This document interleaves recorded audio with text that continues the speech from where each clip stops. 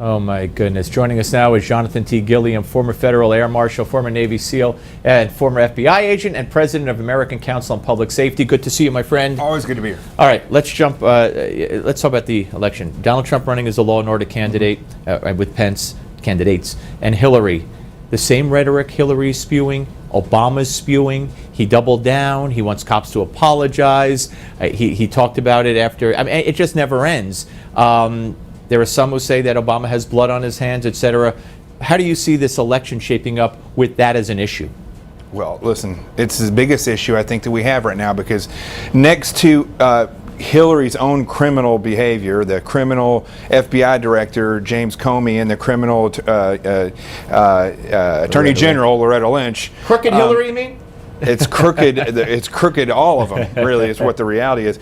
You know, Donald Trump is absolutely spot on again, saying that they are the law and order ticket, because right now in this administration there is no law and order. When you add into that terrorist groups like Black Lives Matter and the Black Panthers, what you're starting to see is two different groups utilizing each other's tensions to propel things forward. He defended Black Lives Matter today, comparing it to the civil rights struggle and other, protested struggles throughout our history. Watch.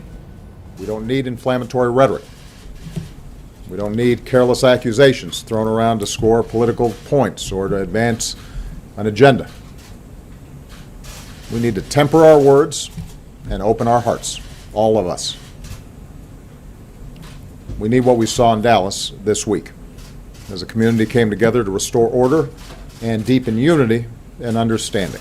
Okay, that's my mistake. That's not what him saying that today, but he did put it on a par, Black Lives Matter, with these other, women's right to vote, Civil Rights Act, Vietnam War, right on down the line. Right. So comment on that first, then we'll get to the rhetoricer in chief, if you will, saying we don't need rhetoric. It really doesn't matter what soundbite you play. The opposite of what he says is reality. So there he says, temper your rhetoric and open your heart. I say open our mouths and let the rhetoric fly, because the reality is this guy doesn't know anything about what happened in the 60s. He's my age. By the time he got to the point where he could spread his wings and be whatever he wanted to be, the people from the 60s had already paid the price.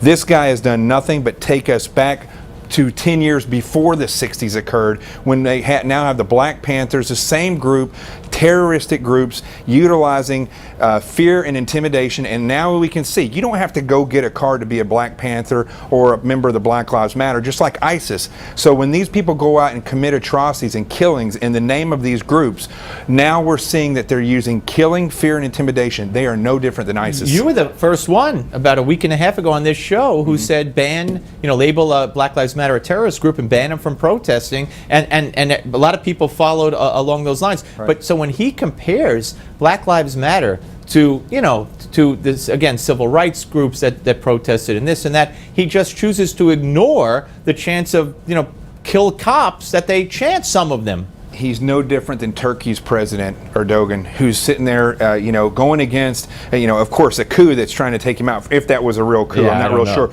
But the fact is, he's a fundamental Muslim that has all these wacky viewpoints, and he doesn't follow reality. This president doesn't follow reality. All right, we're going to take some phone calls at 1-877-NEWSMAX, 1-877-NEWSMAX. Steve Malzberg here with Jonathan T. Gilliam. And let's go to Cheryl, or is it Sherilyn, from Las Vegas. Hello. Hi, how are you doing? Good. Say hello to John also. Go ahead. Hi, John. Hey, how are you? The reason why I'm calling, all you good people out there, I think everything started going south is when Obama was on that stage. I forget what the celebration is. I know I'm not as smart as all you good people. Oh, you're smarter than me. Go ahead. Yeah.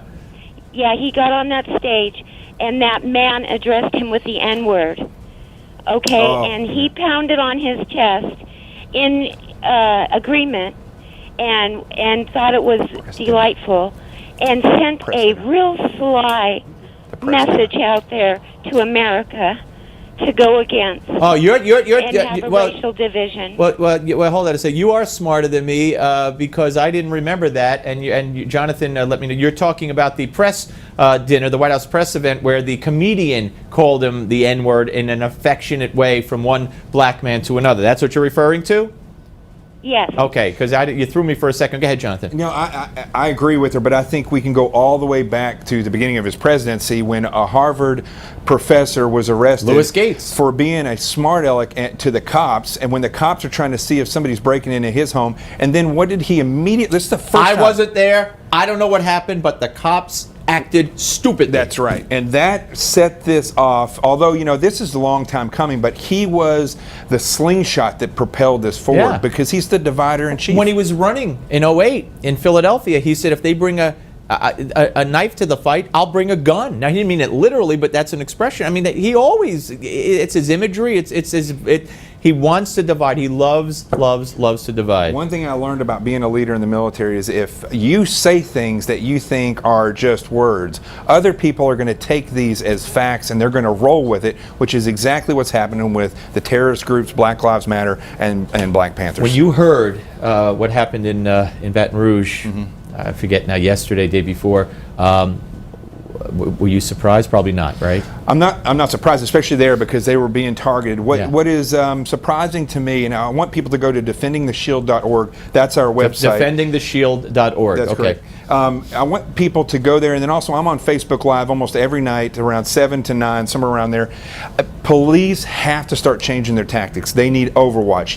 I don't care. What does that mean? Overwatch and I don't care if they put a ladder on a sector truck. When they respond, they need cops that aren't just going to respond directly to the call. They need guys putting a ladder, climbing up on a building, or going into a park garage and providing Overwatch, just like we do in the military, using the lessons learned. Stop depending on SWAT to come in and take these people out. Give the cops the gear that they need. Give them vests, long guns, helmets, flashbangs, and the tactical training that costs very little, so that we don't have people just rushing in to get themselves killed. Because, for instance, in the military, if one guy is shot, we don't go and rescue that person necessarily until the fight is controlled. Right, then you want to go. Because now we got 2 dead right, cops. you don't run into fire to get them out. But you can't tell old-time cops this stuff. I'm critical with the president and these people, these terrorist groups, but I'm also critical of old policies in law enforcement. We need to rethink the whole thing. Yeah. All right, folks. 877 Newsmax,